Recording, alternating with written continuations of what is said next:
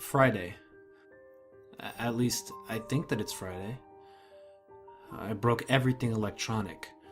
I smashed my computer to pieces. Every single thing on there could have been accessed by network access, or worse, altered. I'm a programmer, I know. Every little piece of information I gave out since this started, my name, my email, my location, none of it came back from the outside until I gave it out. I've been going over and over what I wrote. I've been pacing back and forth, alternating between stark terror and overpowering disbelief. Sometimes I'm absolutely certain that some phantom entity is dead set on the simple goal of getting me to go outside. Back to the beginning. With the phone call from Amy, she was effectively asking me to open the door and go outside. I keep running it through my head. One point of view says I've acted like a madman, and all this is extreme convergence of probability. Never going outside at the right times by pure luck, never seeing another person by pure chance, and getting a random nonsense email from some computer virus just at the right time. The other point of view says that extreme convergence of probability is the reason that whatever is out there hasn't gotten to me already. I keep thinking, I never opened the window on the third floor. I never opened the front door until that incredibly stupid stunt with the hidden camera, after which I ran straight into my room and slammed the door.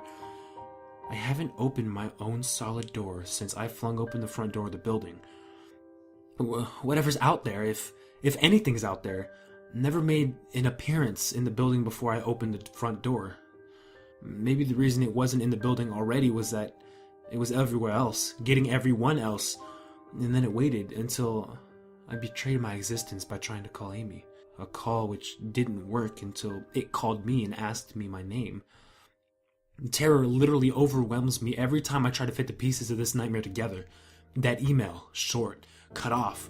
Was it from someone trying to get word out? Some friendly voice desperately trying to warn me before it came? Seen with my own eyes. Don't trust them. Exactly what I've been suspicious of. It could have masterful control of all things electronic, practicing its insidious deception to trick me into coming outside.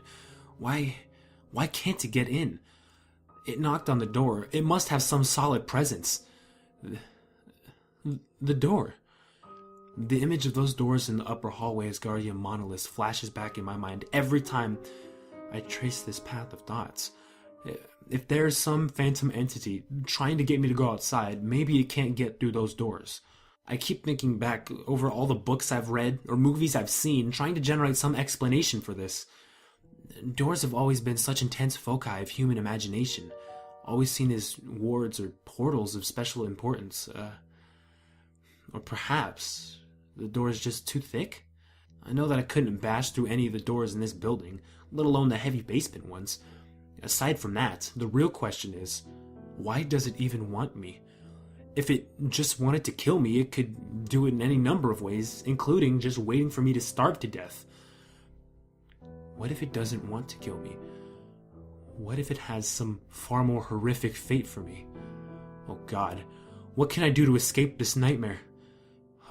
A knock on the door. I told the people on the other side of the door that I need a minute to think and I'll come out. I'm really just writing this down so I can figure out what to do. At least this time I heard their voices.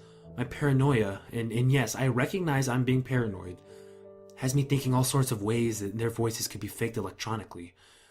There could be nothing but speakers outside simulating human voices. Did it really take them 3 days to come to talk to me?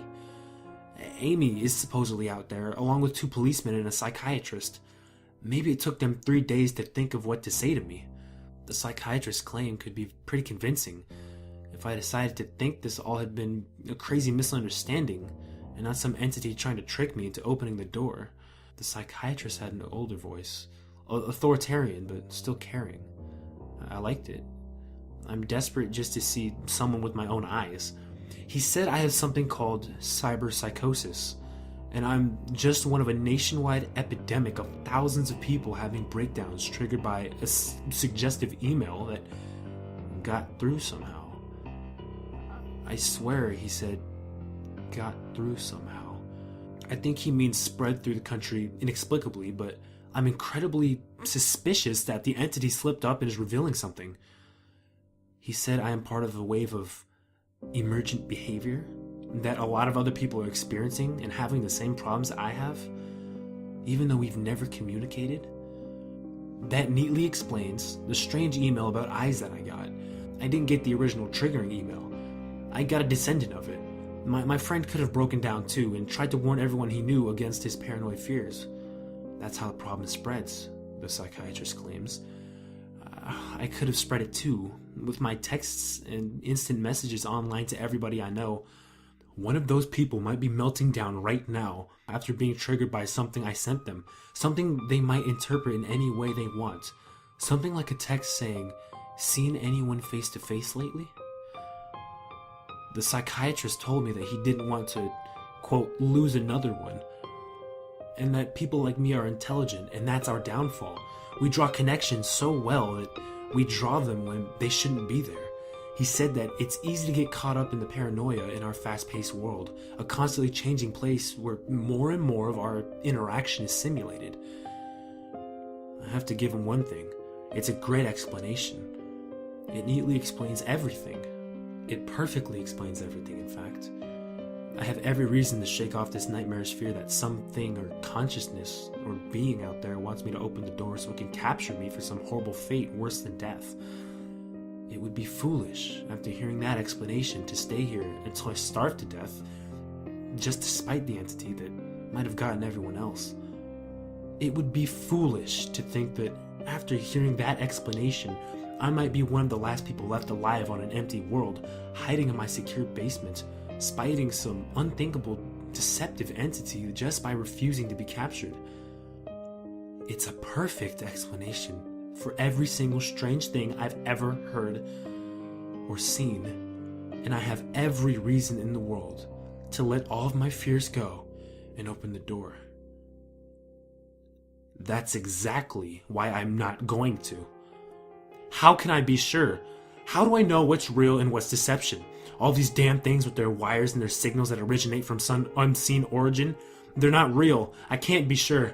Signals through a camera, faked video, deceptive phone calls, emails, even the television lying broken on the floor.